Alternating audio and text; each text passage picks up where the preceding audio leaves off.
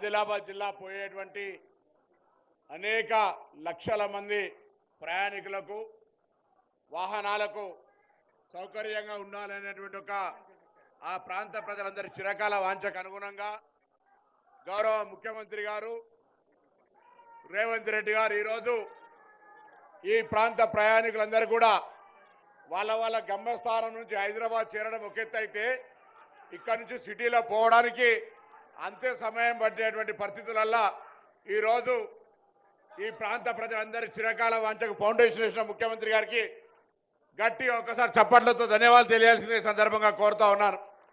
అందుకు సహకరించినటువంటి కోమటిరెడ్డి వెంకటరెడ్డి గారికి, ఆర్ఎన్బి, హెచ్ఎండిఏ, జిహెచ్ఎంసి అందరు అధికారులందరికీ కూడా పేరు పేరున ధన్యవాదాలు అభినందనలు తెలియజేస్తూ మరి ఈ కార్యక్రమంలో అనేక మంది ముఖ్యులందరూ కూడా పెద్దలు వచ్చినారు. వారందరికీ స్వాగతం చెప్తూ ఈ రోడ్డు 30-40 సంవత్సరాల నుంచి మిలిటరీ కంటోన్మెంట్కు ప్రభుత్వానికి మధ్య నలుగుతూ ఉండేటువంటి రోడ్డు ఇది.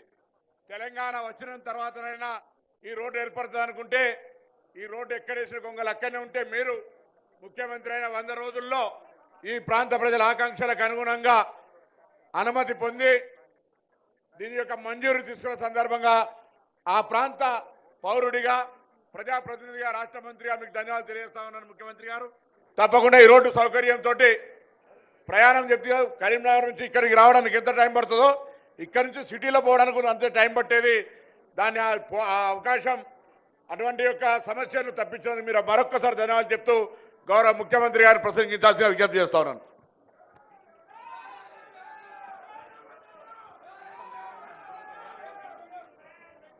ఈరోజు రాజీవ్ రహదారి ఎలివేట్ కారిడార్ ప్రారంభోత్సవ కార్యక్రమానికి నాతో పాటు హైదరాబాద్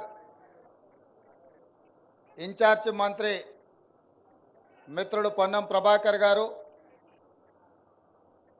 ఆర్ఎండ్బి శాఖ మంత్రివర్యులు కోమటిరెడ్డి వెంకటరెడ్డి గారు, శాసనసభ్యులు డాక్టర్ కవంపల్లి సత్యనారాయణ గారు,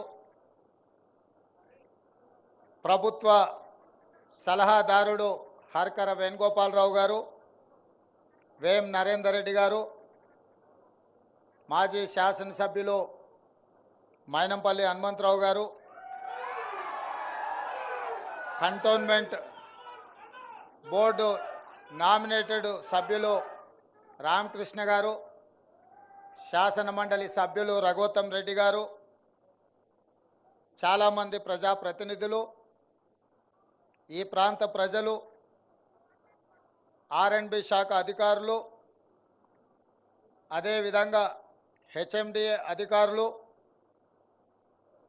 మున్సిపల్ శాఖ అధికారులు, ఇతర సిబ్బంది అందరూ కలిసి, ఆర్మీ అధికారులు కూడా, సోమశేఖర్ గారు మీరు కూడా వేదిక, ఆర్మీ అధికారులు ఈ కార్యక్రమంలో పాల్గొని దాదాపుగా 40 సంవత్సరాల నుంచి హైదరాబాదు నగరమే కాదు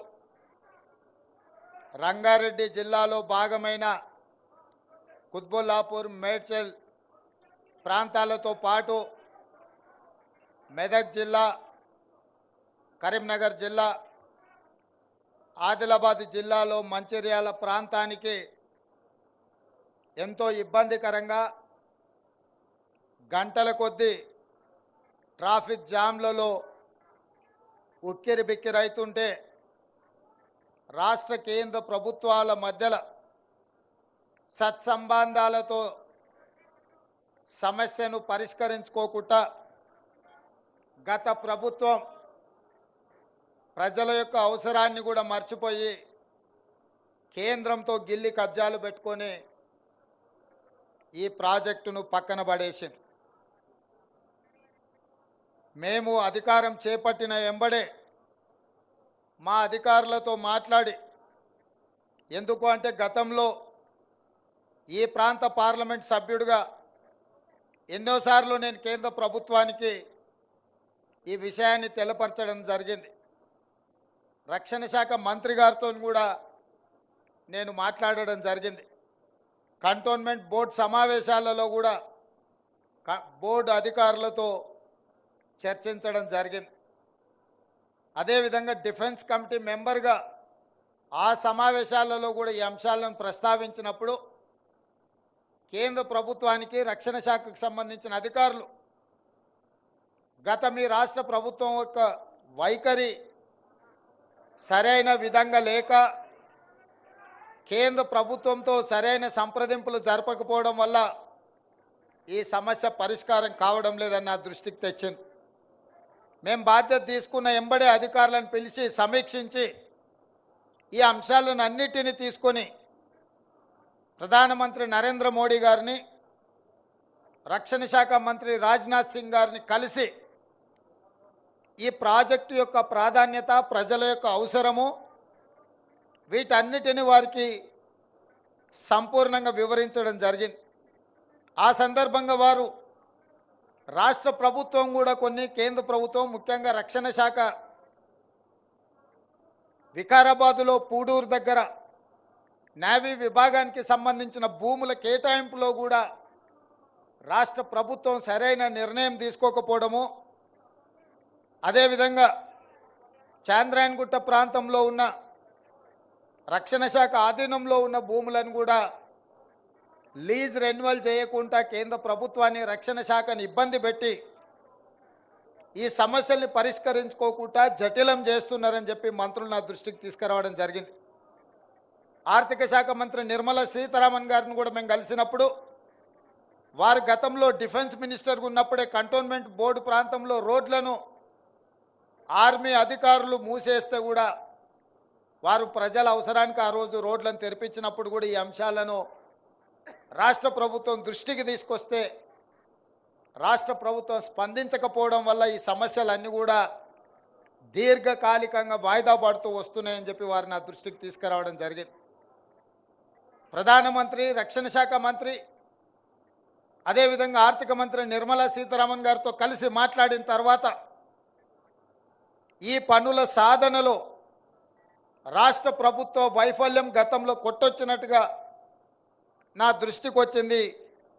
అందుకే అధికారులను పిలిచి సమీక్షించి తక్షణమే కేంద్ర ప్రభుత్వం, రక్షణ శాఖకు సంబంధించిన తెలంగాణ రాష్ట్ర ప్రభుత్వం తీసుకోవాల్సిన నిర్ణయాలు ఒక అడుగు ముందుకు వేసి పూడూరులో 2900 ఎకరాల భూమిని తక్షణమే నేవీ అధికారులకు అప్పజెప్పడం జరిగింది. అదేవిధంగా ఇమరత్ భూములను కూడా దాదాపుగా 2400 ఎకరాల భూములను కేంద్ర ప్రభుత్వానికి అప్పజెప్పి రక్షణ శాఖ అంటే దేశ భద్రతకు సంబంధించింది, రాజకీయాలకు తావు ఉండకూడదు, రాష్ట్ర కేంద్ర ప్రభుత్వాలు ఘర్షణాత్మకమైన వైఖరి అవలంబిస్తే చివరగా ప్రజలే నష్టపోతారు అని చెప్పి కేంద్ర ప్రభుత్వానికి సహకరించి దేశ రక్షణలో తెలంగాణ రాష్ట్ర ప్రభుత్వం ఎలాంటి రాజకీయాలకు తావు ఇవ్వదు అని చెప్పి మా ప్రభుత్వం నిర్ణయం తీసుకొని ఆ భూములను అప్పజెప్పడం జరిగింది. మొదటి అడుగు మేమేసి కేంద్ర ప్రభుత్వానికి సహకరించి కేంద్ర ప్రభుత్వాన్ని కూడా మాకు సహకరించండి, ఈ ఎలివేటర్ కారిడార్స్ కట్టకపోతే రంగారెడ్డి జిల్లాలో మేడ్చల్, కుత్బుల్లాపూర్ ప్రాంతం అభివృద్ధి ఆగిపోతుంది. ఈరోజు హైటెక్ సిటీ ప్రాంతంలోనో, అంతర్జాతీయ ఎయిర్పోర్ట్ ప్రాంతంలోనో ఐటీ కంపెనీలు రావడం, అక్కడ భూముల విలువలు పెరగడం, అక్కడ భూముల విలువ 100 కోట్లకు చేరడం మనం కళ్ళతో చూసినాం. ఇవాళ మేడ్చల్ ప్రాంతం కూడా అభివృద్ధి చెందాలి అని అంటే ఈ ఎలివేట్ కారిడార్ పూర్తి కావాలి.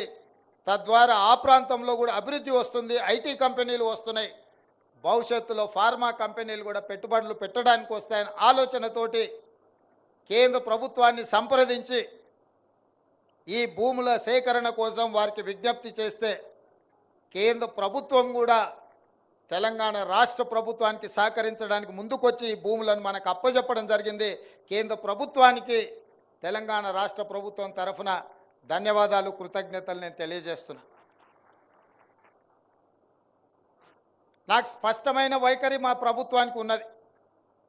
అభివృద్ధికి సంబంధించి, ప్రజా ప్రయోజనాలకు సంబంధించి ఎలాంటి భేషజాలకు తావు లేకుండా కేంద్ర ప్రభుత్వం సహకారం తీసుకొని ఎవరు ప్రధానమంత్రిగా ఉన్నా, ఎవరు రక్షణ శాఖ మంత్రిగా ఉన్నా, ఎవరు ఆర్థిక శాఖ మంత్రిగా ఉన్నా రాష్ట్ర ప్రయోజనాల కోసం వాళ్ళని కలిసి సంప్రదించి మన విజ్ఞప్తులు వారికి చేరవేసి ప్రభుత్వ సహకారం తీసుకుంటాము.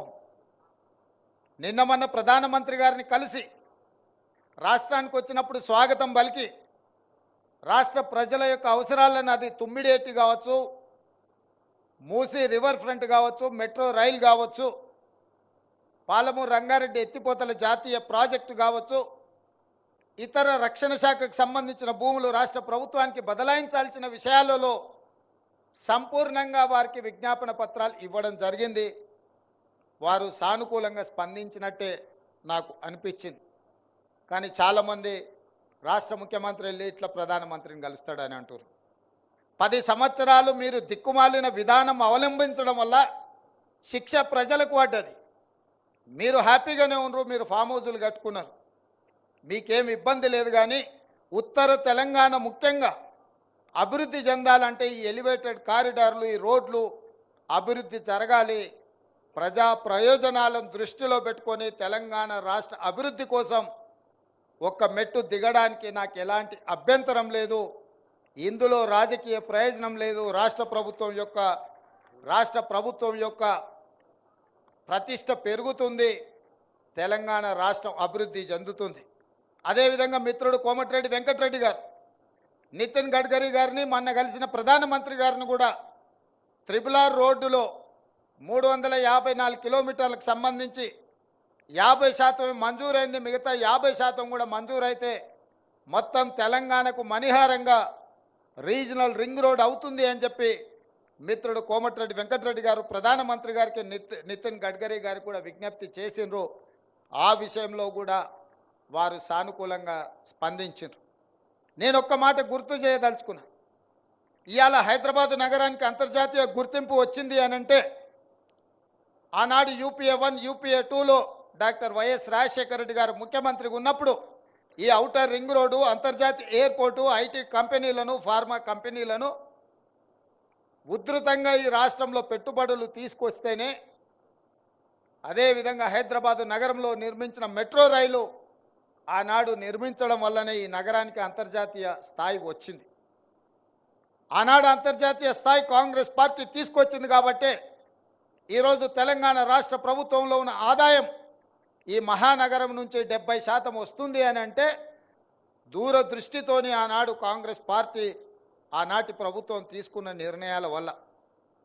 గత 10 సంవత్సరాలు BRS అధికారంలో ఉన్నప్పుడు హైదరాబాదు నగరంలో ఏదైనా ఒకటి శాశ్వతమైన అభివృద్ధి చేసిందా మీరు ఒక్కసారి ఆలోచన చేయండి.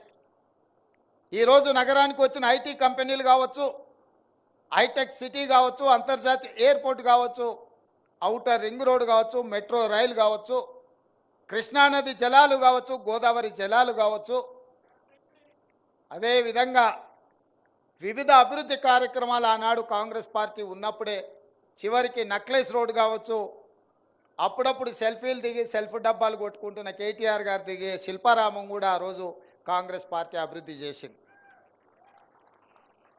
ఈ నగరంలో ఏదైనా అభివృద్ధి జరిగింది అని అంటే కాంగ్రెస్ అధికారంలో ఉన్నప్పుడే జరిగింది. వారి 10 సంవత్సరాలలో ఏదైనా అభివృద్ధి జరిగిందా? శాశ్వతంగా ఈ నగరానికి ఏదైనా పెట్టుబడి తీసుకొచ్చిండ్రా అని నేను అడుగుతున్నా. మహా అంటే పబ్బులు వచ్చినాయి, నగరానికి గంజాయి వచ్చింది, డ్రగ్స్ వచ్చింది వాళ్ళు వచ్చిన తర్వాత. ఈ నగరంలో వాళ్ళు సాధించిన అభివృద్ధి గత 10 సంవత్సరాలలో ఏదైనా అంచనా వేస్తే గంజాయి వచ్చింది, డ్రగ్స్ వచ్చినాయి, పబ్బులు వచ్చినాయి. ఈ 3 పనులు తప్ప వాళ్ళ హయాంలో జరిగింది ఏం లేదు.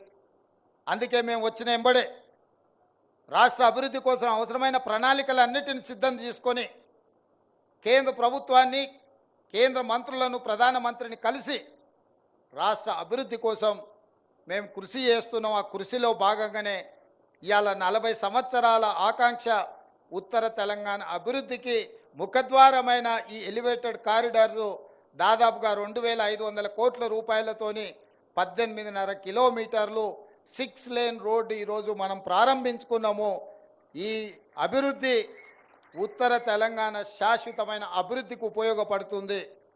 అందుకే మా ప్రభుత్వం బేసజాలు లేకుండా కేంద్ర ప్రభుత్వంతో సంప్రదింపులు జరిపి ఇతర కార్యక్రమాలను కూడా మనము తీసుకొస్తున్నాము. భవిష్యత్తులో కూడా అభివృద్ధి కార్యక్రమాల కోసము కేంద్ర ప్రభుత్వాన్ని మేము అడుగుతూనే ఉంటాం, రాబట్టుకునే ఉంటాం. ఒకవేళ ఇవ్వకపోతే ఖచ్చితంగా ప్రణాళికబద్ధంగా కేంద్ర ప్రభుత్వంతో కొట్లాడతాం. ఇందులో ఎలాంటి శశబిషలకు తావు లేదు. రాష్ట్ర ప్రయోజనాల కోసం అవసరమైతే ఎవరితోనైనా కొట్లాడే శక్తి మాకుంది. ఆ శక్తి మీరు ఇచ్చిండ్రు. ఆ శక్తిని దృష్టిలో పెట్టుకునే నగర అభివృద్ధికి మేము కృషి చేస్తాం. నగరాన్ని అభివృద్ధి పదం వైపు నడిపిస్తాం. హైదరాబాద్ నగరం అంటే అంతర్జాతీయ ప్రమాణాలతోనే అభివృద్ధి చేయాలన్న ప్రణాళికతోని ఫేజ్ 2 మెట్రో పనులను ఈరోజు దాదాపుగా 75 కిలోమీటర్ల ప్రారంభించడానికి 8 తారీఖు రోజు మనం శిలాఫలకం వేసుకుంటున్నాం. ఇదే కాకుండా 55 కిలోమీటర్లు మూసీ రివర్ని ప్రపంచంలోనే ఒక అద్భుతమైన నగరంగా తీర్చిదిద్దడానికి మూసీ రివర్ ఫ్రంట్ని అభివృద్ధి చేయాలని అధికారులకు మనం ఆదేశాలు ఇవ్వడం జరిగింది. అదేవిధంగా హెరిటేజ్ ప్రిసింక్ట్ని కూడా కాపాడి మన పూర్వీకుల నుంచి వచ్చిన నిజాం ప్రభుత్వం నుంచి వచ్చిన గోల్కొండ కోట కావచ్చు, చార్మినార్ కావచ్చు, కులీ కుతుబ్షాహి నిర్మించిన టూమ్స్ కావచ్చు, ఈ వారసత్వ సంపదను కూడా రక్షణ కల్పించి కాపాడి అంతర్జాతీయ ప్రమాణాలతోటి ఈ నగరానికి వచ్చే పర్యాటకులను ఆకర్షించడానికి అన్ని రకాల చర్యలు చేపట్టండి అని చెప్పి మా అధికారులకు ఆదేశాలు ఇవ్వడం జరిగింది. ఈ నగరం అంతర్జాతీయ నగరానికి అభివృద్ధి చెంది అంతర్జాతీయ స్థాయిలో పెట్టుబడులు తెచ్చి ఎవరైనా విదేశీ పర్యాటకులు భారతదేశం రావాలంటే హైదరాబాదు నగరాన్ని పర్యటించకపోతే అది అసంపూర్తి అనుకునే విధంగా ఈ నగరాన్ని అభివృద్ధి చేస్తాం. అందరి సహకారం తీసుకుంటాం. ఎన్నికలు వచ్చినప్పుడే రాజకీయాలు మాకు, ఎన్నికలు ముగిసిన మరుక్షణం అభివృద్ధి మా లక్ష్యము. ఆ అభివృద్ధి కోసం నిర్విరామంగా కృషి చేస్తాం. అది ఎవరనే బేసిజాలు లేకుండా ఎవరితోనైనా సంప్రదిస్తాం, ఎవరి సహకారాన్నైనా తీసుకుంటాం. రాబోయే రోజుల్లో కంటోన్మెంట్ ప్రాంతాన్ని కూడా నగరంతో పాటు అభివృద్ధి చేసే విధంగా ఆ ప్రాంతంలో ఉన్న తాగునీటి సమస్య కావచ్చు, అభివృద్ధి నిధులు కావచ్చు, నేను ఈ ప్రాంత ఎంపీగా నాకు ఆ సమస్యలన్నీ తెలుసు. కంటోన్మెంట్ బోర్డుకు సంబంధించిన సమస్యల్ని కూడా తప్పకుండా పరిష్కరించే ప్రయత్నం చేస్తాం. ఈ ప్రాంతానికి ఏ అవసరం వచ్చినా అండగా నిలబడి అభివృద్ధి చేయాలన్న ఆలోచనతోటి ఈరోజు ముందుకెళ్తున్నాం. మొన్న ఆయన కేటీఆర్ గారు చెప్తున్నారు, మా కృషి పాలించింది రేవంత్ రెడ్డి ఇవి సాధించిండని. తెచ్చింది నేనైతే నీదేందా మధ్యలో అంటే వాళ్ళు 10 సంవత్సరాలు మేము చేయలేకపోయినాం, కొత్త ప్రభుత్వం వచ్చింది చేసిందని అభినందిస్తే బాగుంటుంది. మా పోరాటం ఫలించిందంటే ఏం పోరాటం అయినా పోరాటం? ట్విట్టర్లలో దిక్కుమాలిన పోస్టులు పెట్టుడే నీ పోరాటమా? ఇంకా కొన్ని కార్యక్రమాలు పెండింగ్ ఉన్న కేంద్రం నుంచి ఇంకా కొన్ని తెచ్చుకోవాల్సిన అవసరం ఉన్నది. మూసీ రివర్ ఫ్రంట్ అభివృద్ధి కోసం మెట్రోకు నిధులు రాలే. మిత్రుడు కేటీఆర్కు నేను సూచన చేస్తున్నా, హైదరాబాదు నగర అభివృద్ధి కోసం ధర్నా చౌక్లో ఇందిరా పార్క్ దగ్గర మీరు ఆమరణ నిరాహార దీక్ష చేయండి, మేము సంపూర్ణంగా సహకరిస్తాం. గతంలో కేసీఆర్ గారు చెప్పారు ఒక మాట, కేసీఆర్ జచ్చుడో తెలంగాణ వచ్చుడో అని. ఇప్పుడు కేటీఆర్ గారు కూడా ఆ స్ఫూర్తిని తీసుకొని కేటీఆర్ జచ్చుడో నగరానికి నిధులు వచ్చుడో రెండిట్లలో ఏదో ఒకటి తేలే విధంగా కార్యక్రమాన్ని తీసుకోవాల్సిందిగా ఆయన దీక్ష కూర్చుంటే మా కార్యకర్తలే కంచేసి కాపాడుతారు. దానికి మా మైనంపల్లి హనుమంతరావు గారిని పూర్తి బాధ్యత. ఎందుకంటే పోలీసులు గిన మళ్ళీ ఆయనను అర్ధరాత్రి పూట దవాఖానకు తరలించకుండా మా హనుమంతన్నకు ఆ బాధ్యత అప్పచెప్తా. వారు చూసుకుంటారు, నిధులు సాధించుడో లేకపోతే వాళ్ళ స్లోగన్ నిజమవుడో ఏదో ఒకటి జరిగే విధంగా ముందుకు వెళ్ళాల్సిందిగా కోరుకుంటూ ఇక్కడికి విచ్చేసిన అందరికీ, ముఖ్యంగా అధికారులకు, ఇందులో అధికారుల కృషి చాలా ఉంది. అధికారులందరిని కూడా నేను అభినందిస్తున్నా. అంతే వేగంగా ఢిల్లీ నుంచి అనుమతులు సాధించడం ఎంత కీలకమో ఈ 18.5 కిలోమీటర్ల ఎలివేటెడ్ కారిడార్ను నిర్మించడం కూడా అంతే వేగంగా చెయ్యాలి అని చెప్పి మా అధికారులకు సూచన చేస్తూ మీ అందరి దగ్గర సెలవు తీసుకుంటున్న మిత్రులారా.